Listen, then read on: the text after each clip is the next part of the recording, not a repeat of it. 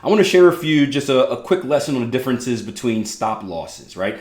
So for you guys that are with us on a daily basis at Tier 1 Trading, or if you're just familiar with this stuff, what we had here on the euro dollar was a bullish Gartley pattern. This is a harmonic pattern. It looks something like this. We have our swing low to swing high being our X2A. This is the starting part of our pattern, the impulse leg. We have our first retracement down being our A to B. We have our failed extension up being our B to C. And then we have a move down to this 127 extension being our D completion. Now, obviously this pattern has, it went further than the zone, but you may or may not have been stopped out depending on your stop loss plan. And this is a perfect chance to kind of compare and contrast the two methods of stops that we teach over on the platform. One is going to be that 113 Fibonacci inversion.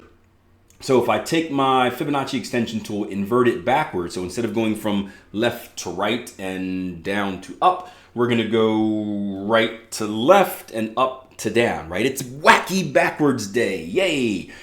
That's weird. Anyway, we're going to do that, the things I just said, and we're going to see that a 113 inversion puts us right here. Now, the problem is what also puts us right there is price action. So boom, you would have been stopped out. Boo. The other method would have been an ATR-based stop. An ATR-based stop would have put you a little bit lower, if I remember my maths correctly on here. Let's see, our ATR right here was 90. Our lows right here at the X leg was 114.45. That's going to be 113.54. I was right.